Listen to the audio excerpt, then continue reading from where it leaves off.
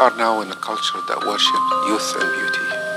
We lost the wisdom of older people, and we're looking for image all the time. We've lost that. We've lost looking at the wise people and the respect. We lost respect altogether, and we lost our gratitude. So it's very difficult for us, and we expect everything too fast and pay for it. Something doesn't work, we throw it and get something else. You see, so that is why there is a new technology coming in, which is to do with studying the brain, and it's called neuropsychology and neurobiology. We are now studying our brain much more. In the last 2 or 3 years, it's been the best time for psychology. We now have discovered many things, and there's a new time coming to allow us to know how our brain works and how we function, react to people. And this needs some time. I cannot change in one day. Most of us need to be regulated, but by somebody else, not by computers, not by Facebook, not by internet, not by text messages. Not by drugs. No, not by drugs. Or not by alcohol. Most of our trouble in life came from another person. It will take another person. It's an experience. Another person to help us. Not a book. All these things, information is good beginning. It's to tell us where I should be looking. But after that, it has to be experiential. When I was doing this work years ago with couple, we had a term called codependency. Codependency means that that I'm dependent on my partner, can't live without them. It was supposed to be dysfunctional. And that was a big mistake. What is the purpose of having a partner? Is safety. Safety is the problem that causes all mental illnesses. Because if I'm not safe, I will do something to make myself safe, and I might even kill somebody or hurt somebody to be safe. Because if I feel safe in myself, my children will be safe, my partner will be safe, and I can give them safety. The purpose of relationship, it is not romantic love. It's an illusion. It doesn't even exist. So what's happening to us nowadays, we look for someone, fall in love with them, and then after a few months we find somebody else and somebody else.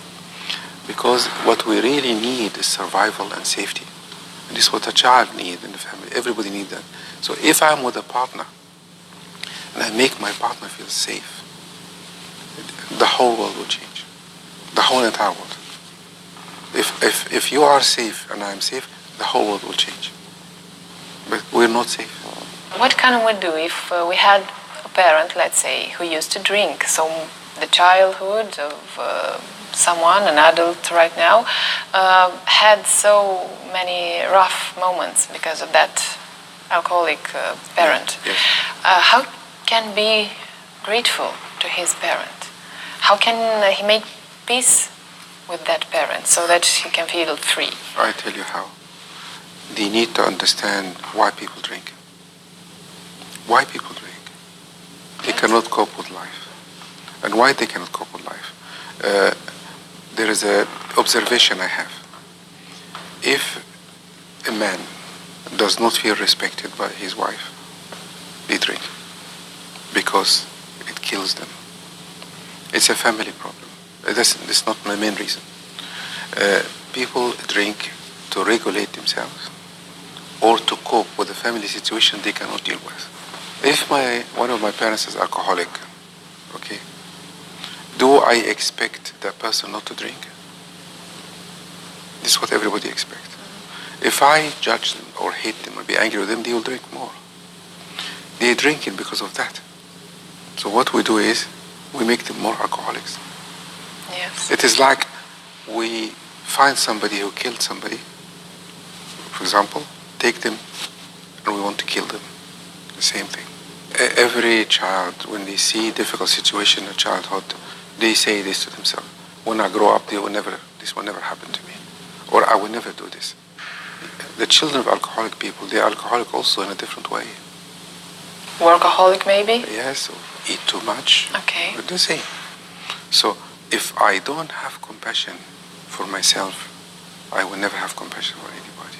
In order for anybody to find peace with their parents, especially if the parents are traumatized, alcoholic and all that, they must learn how how life was for their parents. How was it? What happened to them? What made them do that? Imagine our parents when they were children, what happened to them? And what made them become like this? If we are not careful, we will become like them. If you're angry with anybody, if you hate anybody, if you fight anybody, you will become like them. Because you live in their energy field. And if we judge our parents, we pay a very high price. Very high, really. Our children will do this to us.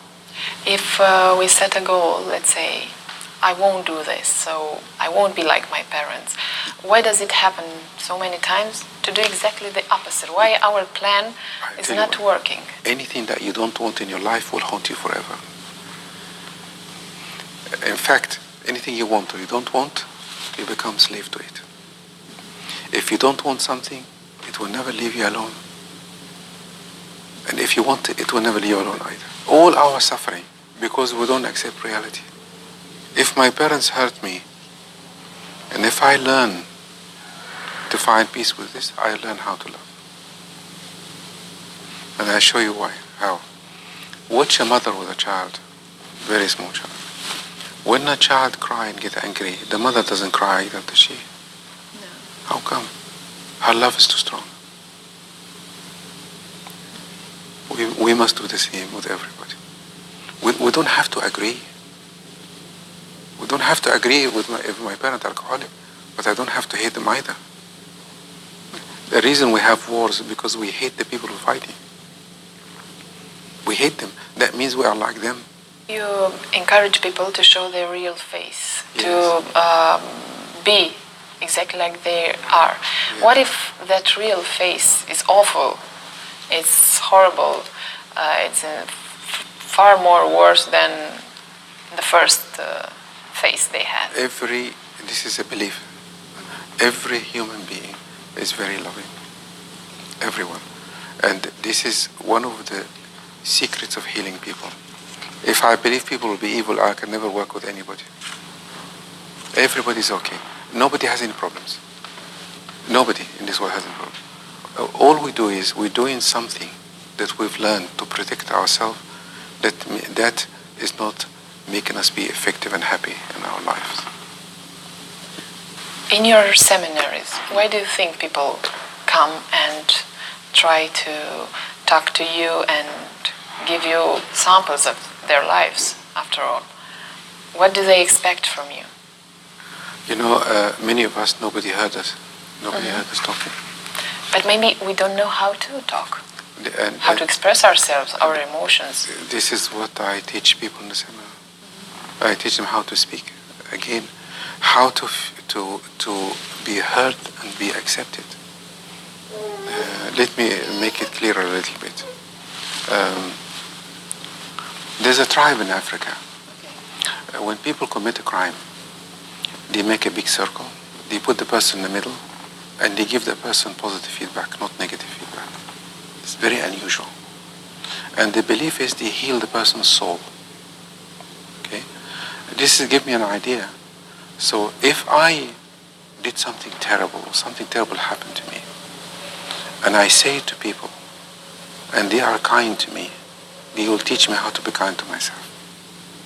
Do you have children? Yes, too. Your children's biggest dream is not for you to be at home. Do you know that? No. It's for you to be happy. If you smile, yes, they will feel safe. I work with families and children a lot, and I observe children, and the child is looking the mother's eyes all the time. If she's worried, the child reads the mother's emotions very quickly. They read emotions. They don't read words. They read you. Yes. If even thinking, they will know it. So now you have the secret. Okay. Really, if you're okay, they'll be okay. Some parents have a belief, I have to be at home. Yes. I would tell parents, don't do anything you don't like. If you want to be out, be out. It's okay. But when you're at home and you're out, feel safe, so they feel safe. Can we be a quality person? Is this a right term? Nothing would be cured. No. Nothing. We are behaving in such a way in life to survive. the way we behave to survive is not working because it's a reaction to the past. So what we need to do is to know what we're doing exactly. If we don't know what we're doing, nothing we can do about it. You cannot deal with something you don't know what it is. So I spend a long time with people, especially high-level seminars, advanced courses, get them to see exactly what they're doing in life that paralyzes them. If you know what you're doing, you have a better chance to manage it. Look at, I'm selecting word very carefully, not to change it or control it. You have to manage it. If we don't manage our emotions will manage us. See? So what we're doing in life will never change because it's biological. It's already network in the brain, like structures.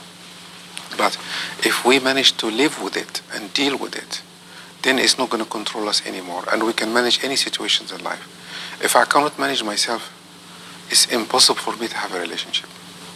And my children, I cannot manage my children either. And this is what happened to many of us. Many parents could not manage themselves. And their children see that they don't feel safe. There are relationships or marriages that lasted 15 or 60 years, and the other that lasted, 6 months or 1 year. Yeah. Why is there? There is another side to this, because now we have many options. Before, there was a pressure from the culture, money, economy, compromises. People know that's strong, so they stay. So in the beginning of any relationship, in the very beginning, everybody puts on their best behavior and they're very happy. After the honeymoon period, they start teaching each other how to live their lives. So I will teach you how to live your life, you'll teach me how to live my life. If we last a little longer, we get sick and tired of doing this and we relax again and we continue. Not many people last that long. But in the olden days, people did last much longer than now. This lifetime we live in is not conducive for relationships. There's too much stimulation because we need safety from the partner, but now we have enough stimulations outside, so we don't think of our partners as much. People used to be ruled by a team spirit in the past, and now this spirit is not really so much important. Everyone is trying to do something on its own. Because we are moving from a group culture to individual culture. The extreme West is individual and the East is group culture. You kind of hear coming out of a group culture in Romania, and you're heading for individual. In the individual culture, everybody think for himself or herself. What can I get from me? And I don't care about other people. But in the group culture, the connection with the group is much stronger. It has its own problems too. But we're heading to the individual. When we make mistakes, everyone or many therapists, let's say, or in books, they say, try to forgive yourself. How can we do that? When we were children and we did something wrong, Yes. Many people didn't have this opportunity. Somebody came along and said, it's okay, don't worry, we can fix it. Or, doesn't matter. But many of us, when we did something wrong, somebody who loved us came and shouted at us, angry with us. We learned to do this to ourselves from them. So start judging us, okay? Now, when we make a mistake, we must realize that human beings make mistakes. Another line, really well spread, is like, this is it. I'm accepting a certain situation because it always happens to me. Yeah. I'm always on my own. Is there something in our head, in our soul? Where is it? What I call a negative affirmation. If I keep saying that, it's going to happen all the time. This is like, there's difference between acceptance and submission to what life do to us. If we are not capable of looking and working ourselves, people will write our life story. I will not write it myself. So if I keep saying to myself, people will write my story, and I will be a victim to life. So I need to work on myself in such a way and find out why I am allowing myself to be in that situation. Every person has its limits. Now you get angry in a certain situation, you laugh too loud sometimes. How can we manage these limitations that people have? Every reaction I have in my life, it's not with the person in front of me. It's in me already. And the person in front of me take it out of me. So if every person would work on her own, everything will be better. The whole world transformed tomorrow. So if it is, or it sounds to be so simple, why can't we do it? Because nobody wants to face themselves. Is this the worst thing that can happen? It's very painful to look at ourselves. It's very painful. It's easy to look at somebody else. Really, it is. How many people do you meet in your life that they accept they are wrong? Not many people. But we make somebody else's wrong. There's in Greek mythology, there is a saying that other people's sins in front of our eyes, but ours behind our back. We are refusing to look at ourselves. I mean, Gandhi said a very beautiful sentence. He said, the only devils in the world are the ones in our hearts. But we're not looking there. We're looking at somebody else. Did it ever happen to you to leave a seminary and to be, I don't know, not satisfied with what you got from people? How is it that evening after you finish a seminary, a 3-day seminary, or I don't know? Mm-hmm. Are you tired? Are you pleased? Are you sad? How? Nothing whatsoever. Not. I have no expectations whatsoever. Is this a secret in life, not to have expectations from the others? This is the secret of everything. Absolutely everything. I can prove to you straight away. Imagine you have a partner, just for a moment, that doesn't want anything from you. Just for a day. How would you feel? But imagine you have a partner that's expecting everything from you. Maybe tensed in this second There's a very situation. nice little story I'll tell you. Now, imagine you have a best friend at work that you really respect and love and admire.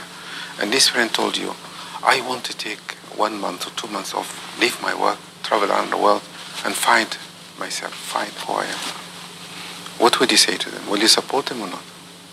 Yes, I would be happy for them, yes? If your partner say the same thing, what would you do? I don't know. It would be harder. How come?